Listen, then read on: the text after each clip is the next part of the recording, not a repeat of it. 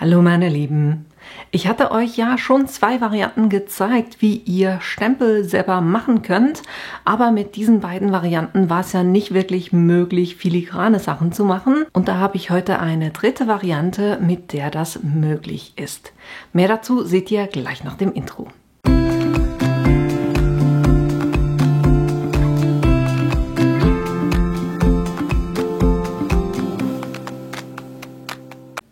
Und zwar ist diese Lösung, die ich für euch habe, diese hier, die Silhouette Mint. Das ist nichts Neues, die gibt es schon lange. Ich hatte die bis jetzt einfach nicht und habe mich entschieden, dass das eine gute Lösung ist, wenn ich eben filigrane Stempel machen will. Und wir gucken uns zuerst mal an, was hier in dieser Box drin ist.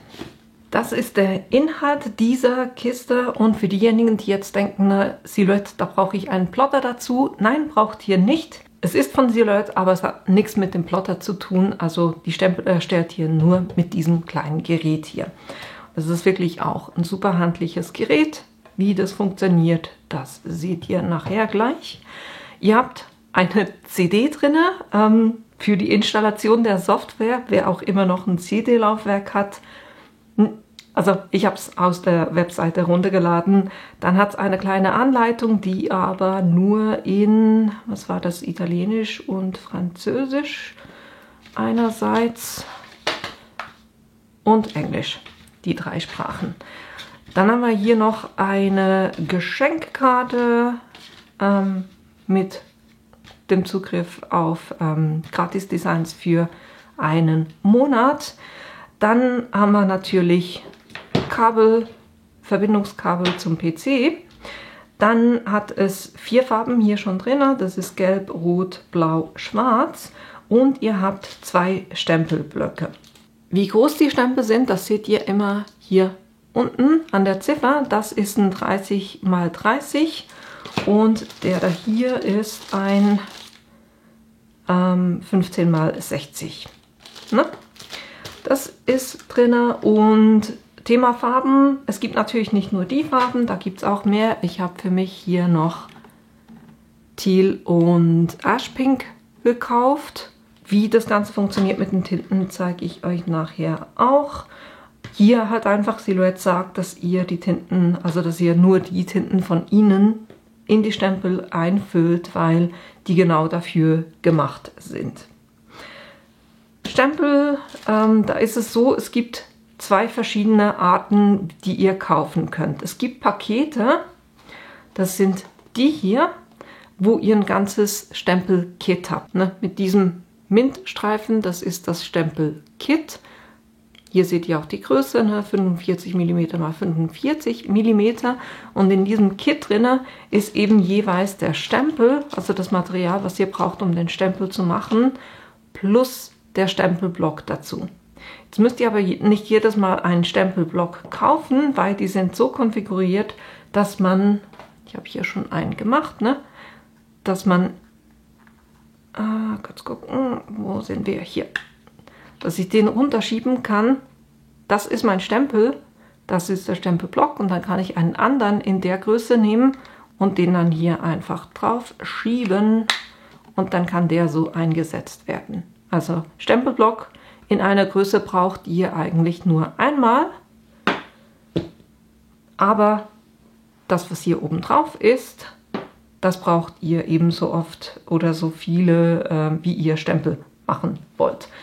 Das Paket sieht dann ein bisschen anders aus. Das ist hier dieser weiße Streifen im Vergleich zum anderen. Ne?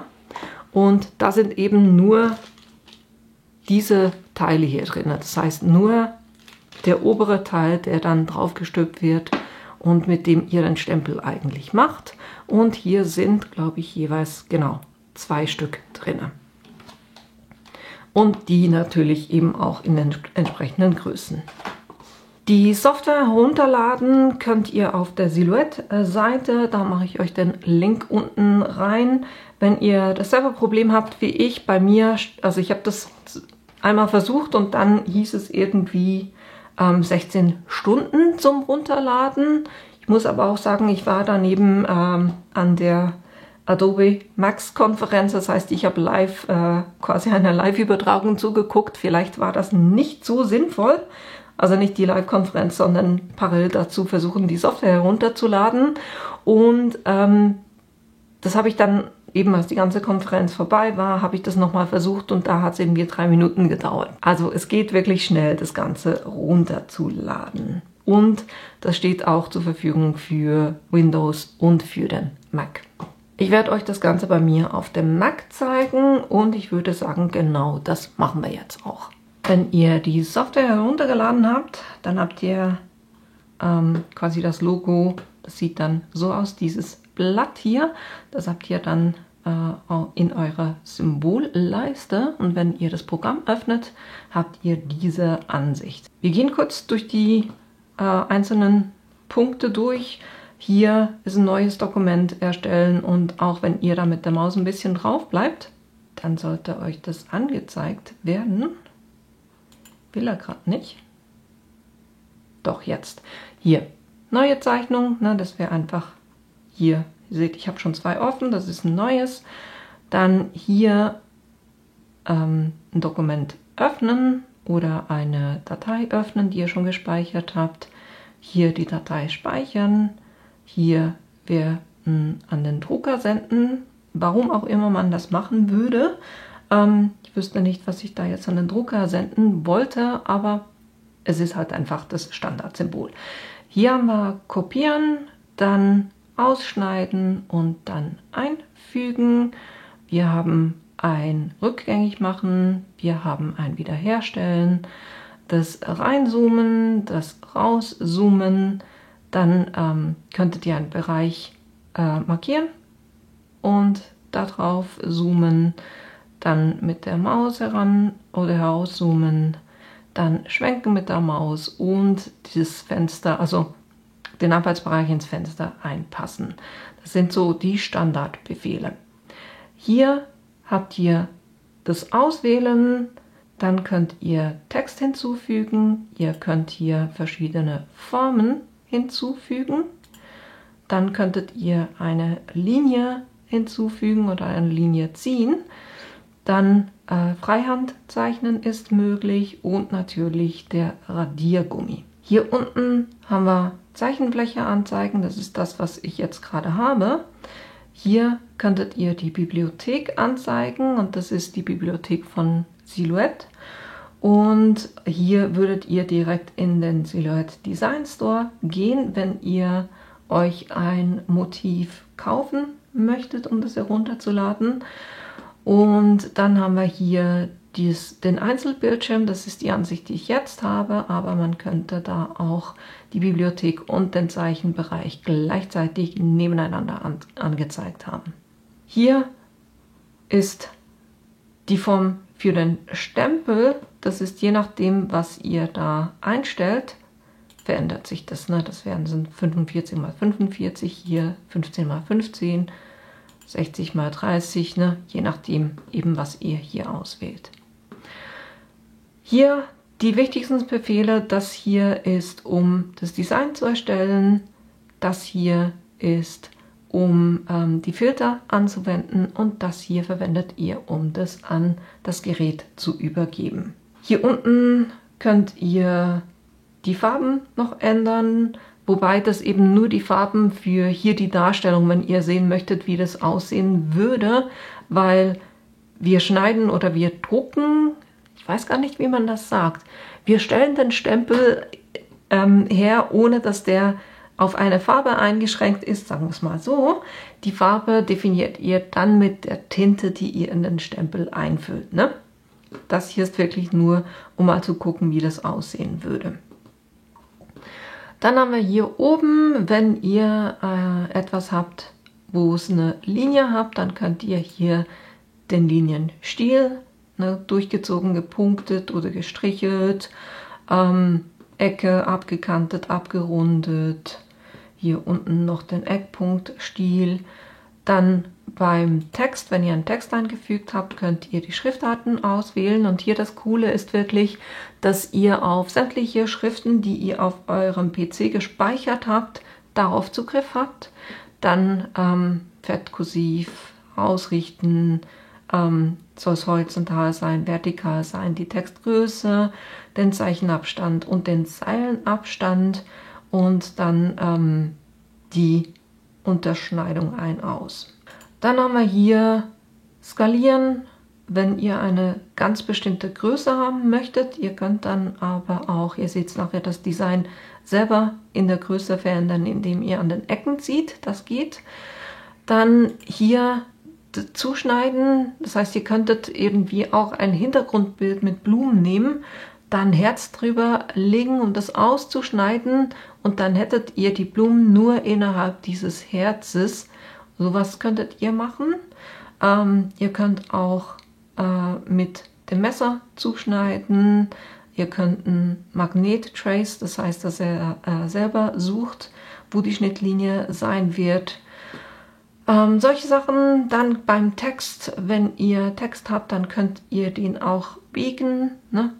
Schöne Sache, wenn ihr zum Beispiel einen runden Stempel habt, da einen Text quasi ringsherum noch zu machen. Dann hier könnt ihr eben auswählen, welche Stempelgröße ihr habt. Ich mache das gleich jetzt mal auf 45 x 45, weil das ist das, was ich nachher machen will. Dann haben wir hier die Filter.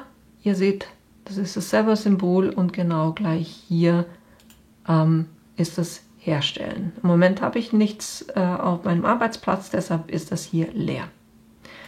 So, jetzt sind wir wieder auf dem ersten, nämlich auf dem Design.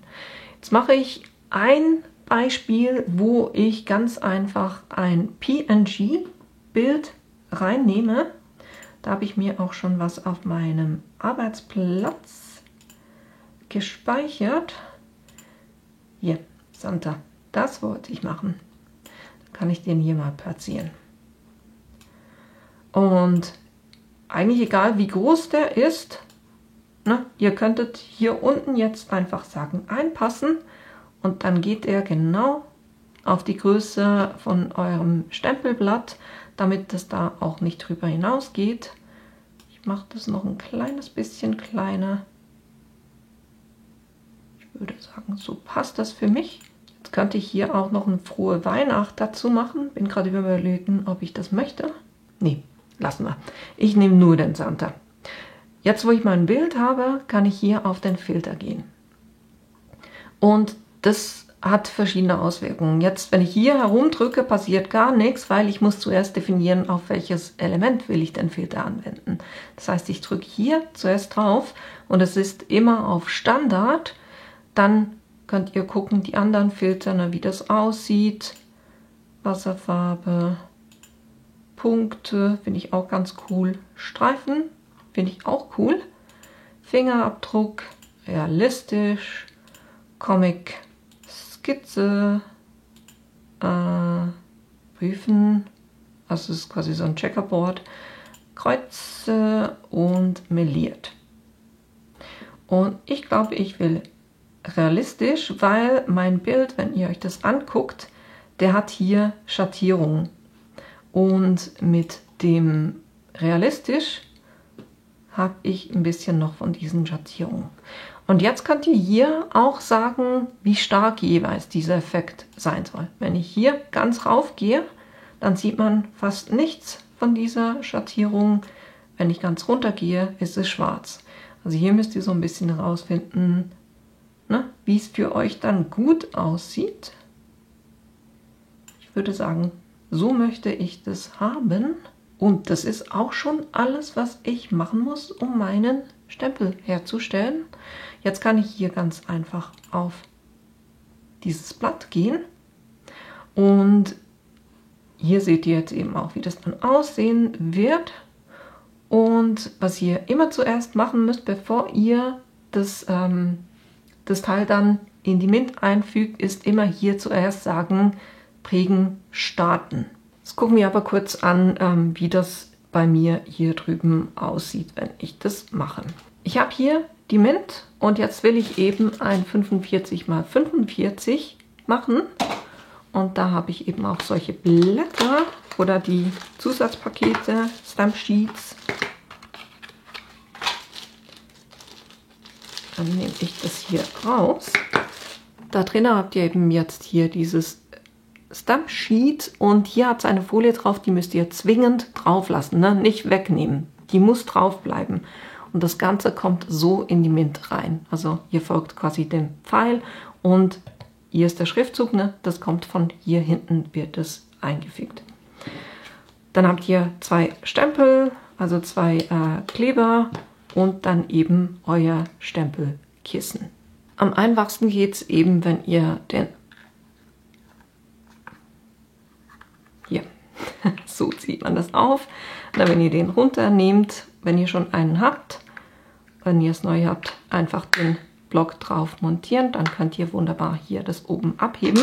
Und jetzt eine Klebefolie drauf, die wir nachher abziehen. Aber zuerst müssen wir eben jetzt den Stempel herstellen. Und ich mache da auch kein Vorspulen, sondern ich zeige das euch quasi in Echtzeit, damit ihr seht, wie schnell ihr so einen Stempel macht. Jetzt drücke ich eben, wo ich vorhin gesagt habe, auf dem Bildschirm aufprägen starten. Und dann kann ich dieses Element nehmen, weil der blinkt.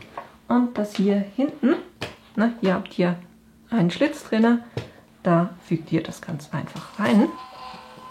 Der zieht das jetzt eigentlich selber durch und erstellt euch euren Stempel.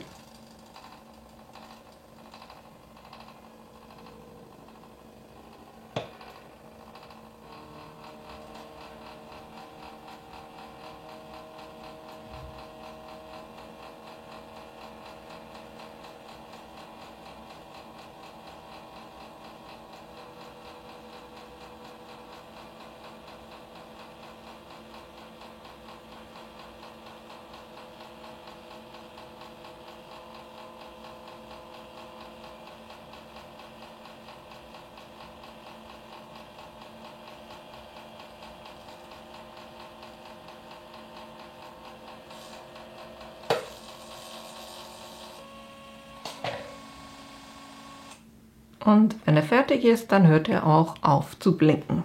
Dann könnt ihr das ganz einfach rausnehmen. Und jetzt habt ihr hier eine perforierte Linie hinten drauf. Da könnt ihr das aufbrechen.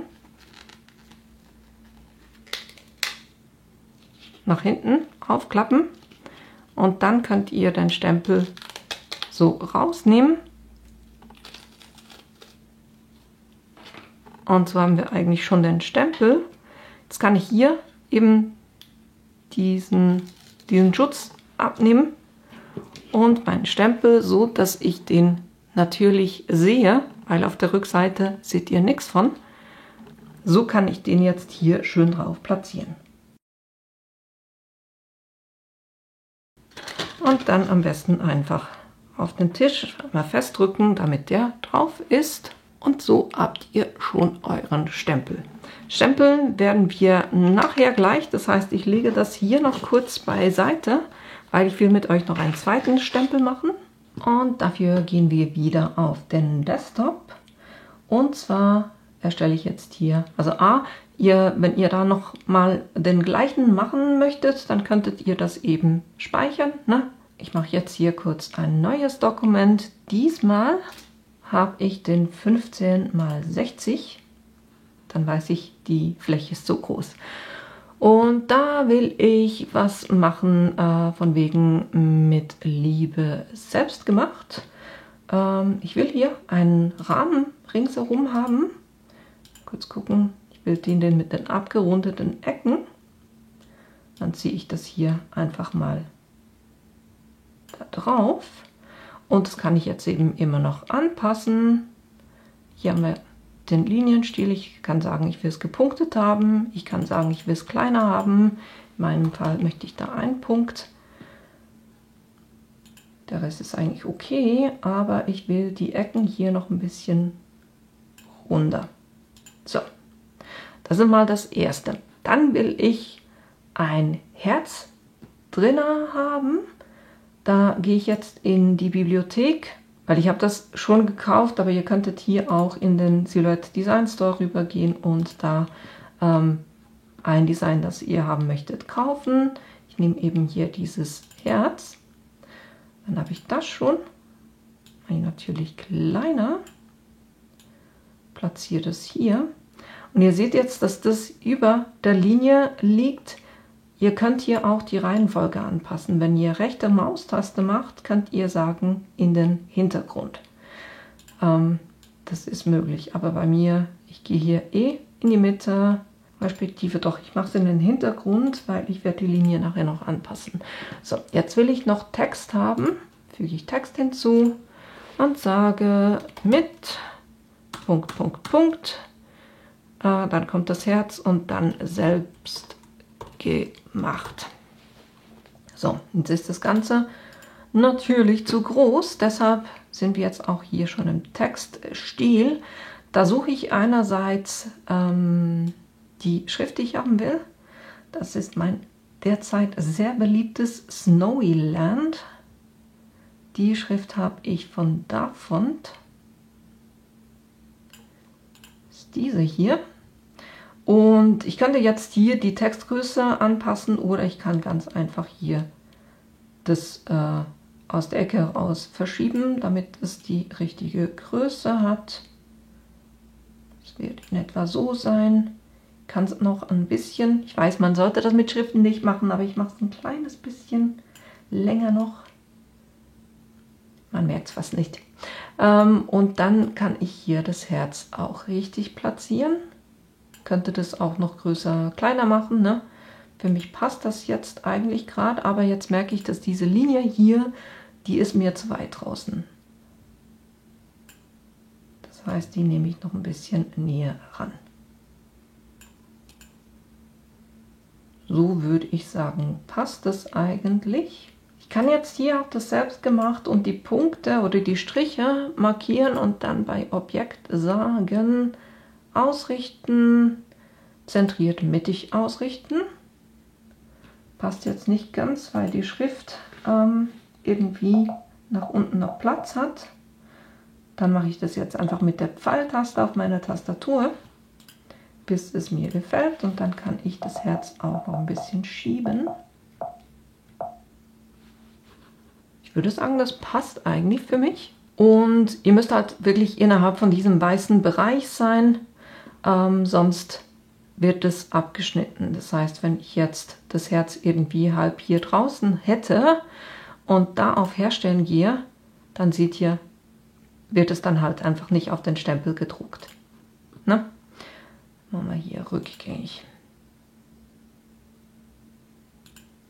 Jetzt ist das hier, ist zwar aus dem Silhouette Design Store, aber ich kann hier die Farbe nicht ändern. Wenn ihr was haben wollt, wo ihr die Farbe oder zum Beispiel die Linienbreite verändern wollt, dann müsstet ihr da ins Silhouette Studio gehen und das dann als Silhouette Studio Datei speichern und hier reinnehmen. Dann könnt ihr auch die Linienbreite zum Beispiel verändern, ne, von solchen Bildern. Bei der Schrift selber, da können wir halt eben solche Sachen anpassen. Das heißt, ich könnte hier jetzt auch sagen, das soll, oder zum Beispiel bei der Linie, wie würde das aussehen, wenn ich das nachher, keine Ahnung, lila machen würde. Gefällt mir jetzt nicht wirklich, aber ja, hier könntet ihr einfach mal gucken, wie das dann aussieht. Und jetzt gehe ich hier auch wieder auf die Filter. Das ist jetzt gelb geworden, warum auch immer. Spielen wir auch hier wieder so ein bisschen mit dem Schwellwert. Ich würde sagen, das ist der richtige fürs Herz. Und der Rest, mal gucken, ob ich das noch ein bisschen anders hinbekomme. Nee, das passt so.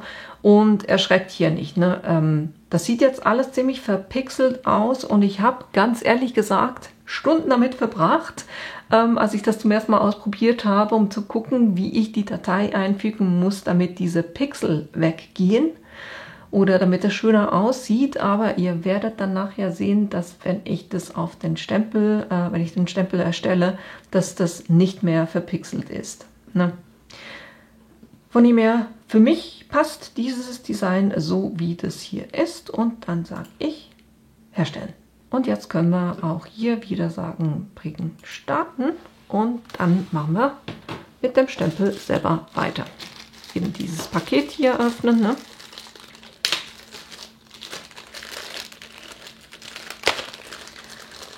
Und dann meinen Stempel rausnehmen und das hier hinten einfügen.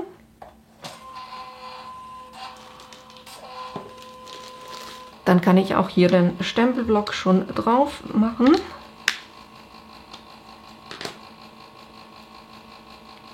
Hier den Kleber ablösen. Und ihr habt auch gesehen, ne, ich muss Schriften nicht spiegeln, der spiegelt es selber. Ne? Also ihr könnt so einfach stehen lassen beim Design, wie ihr es lesen könnt, und die Mint spiegelt es dann selber. Dann können wir das hier auch wieder aufmachen, den Stempel rauslösen und das Ganze hier auf das Stempelkissen aufbringen, damit der schön hier drauf sitzt. So, das waren die 2 Stempel, die ich machen wollte, und jetzt gucken wir noch an, wie ihr die befüllt. Wir fangen jetzt hier mal an mit dem Santa, und alles, was jetzt quasi so hell ist, da muss Tinte drauf, und den will ich ganz einfach schwarz haben. Das heißt, ich nehme hier die schwarze Tinte. Und das ist speziell an diesem Stempel, ihr füllt jetzt die Tinte quasi ins Kissen ein. Das heißt, überall, wo ihr so eine Linie habt, gebt ihr hier Stempelfarbe drauf. Schön satt. Ihr müsst auf, da wo es eben dunkel ist, da müsst ihr keine Tinte drauf gehen, weil da geht auch keine Tinte in den Stempel rein. Aber überall sonst einfach so, dass sämtliche Linien, die ihr habt, abgedeckt sind.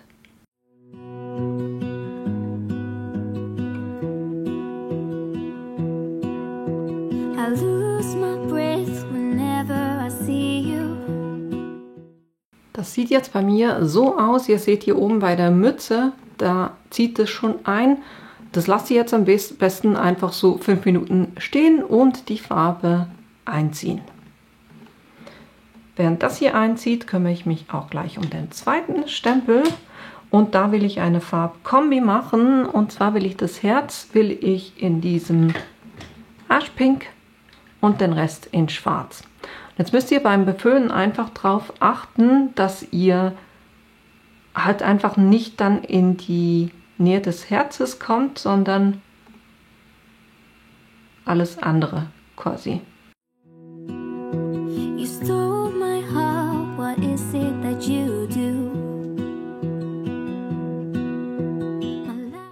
Ich lasse jetzt erstmal das einziehen und dann kümmere ich mich auch um die zweite Farbe. Ich merke schon, dass ich hier vorne zu viel aufgebracht habe.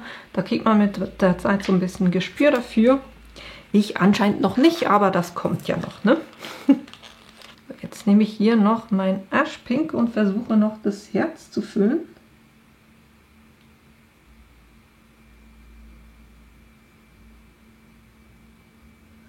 Ich merke schon, das ist bei mir ein bisschen zu klein. Das geht jetzt in Schwarz rüber.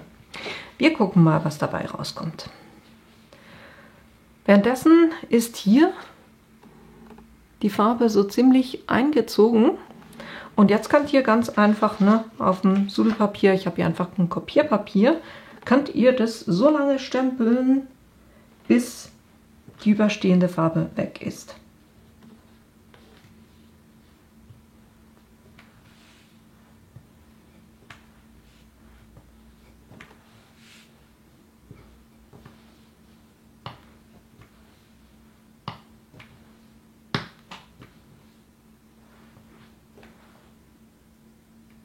Ich würde sagen, 10 Mal stempeln. Insgesamt könnt ihr ungefähr 50 Mal stempeln mit dem. Und wenn ich das dann so gestempelt habe, dass ich das Gefühl habe, es passt, dann kann ich hier den Kleber nehmen und da stemple ich jetzt einfach schön in die Mitte.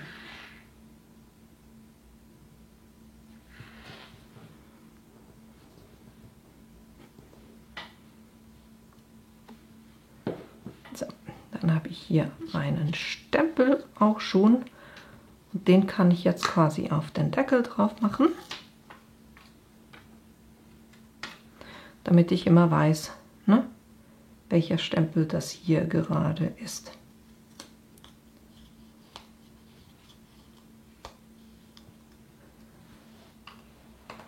Jetzt könnt ihr quasi ein Papier eurer Wahl nehmen und den Stempel ganz einfach verwenden, wenn immer ihr den braucht.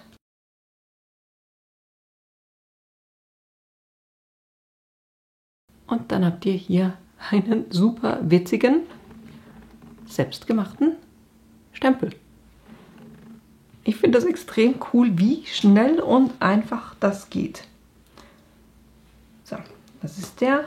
Und noch das Thema wegen den Pixel, ne, wo ich gesagt habe, dass ich am Anfang Angst hatte, dass es dann verschwommen aussieht oder pixelig aussieht.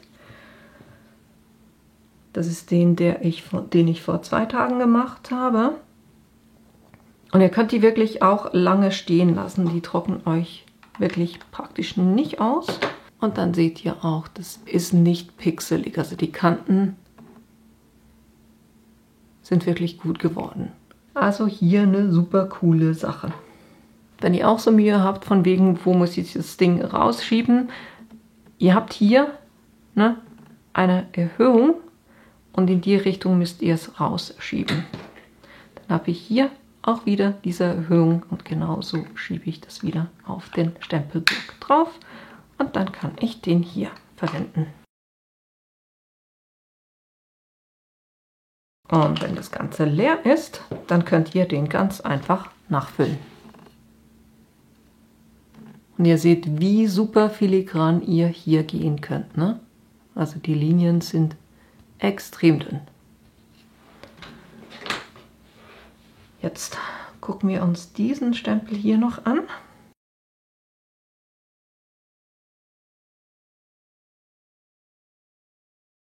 Das ist genauso, wie ich mir das gedacht hatte.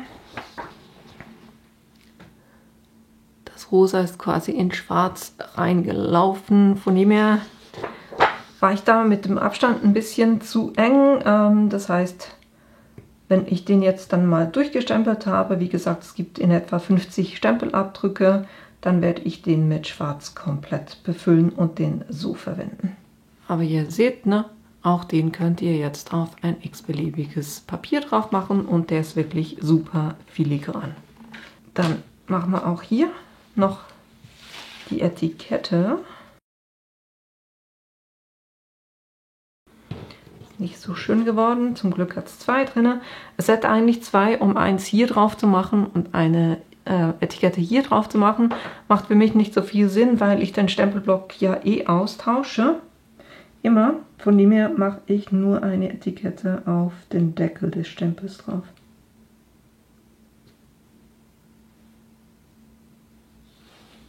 So, den Deckel drauf machen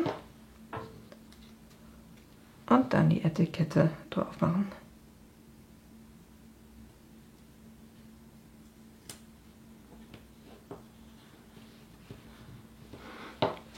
Und wenn ihr fragt, warum ich so lange gestempelt habe, na, das war der erste nach dem Befüllen und ich habe einfach so lange gestempelt, bis diese Schattierung, wo vorher zu viel Tinte war, bis die weg ist, damit ich dann auch wirklich einen sauberen Stempelabdruck habe. Und das war eigentlich auch schon alles, was ich euch heute zeigen wollte, nämlich eben die Mint und wie ihr damit super einfach eure eigenen Stempel erstellen könnt. Ich hoffe, euch hat das Video gefallen und dass ihr da selber auch Lust habt, das auszuprobieren und natürlich auch, dass ich euch in einem meiner nächsten Videos wiedersehe. Bis bald!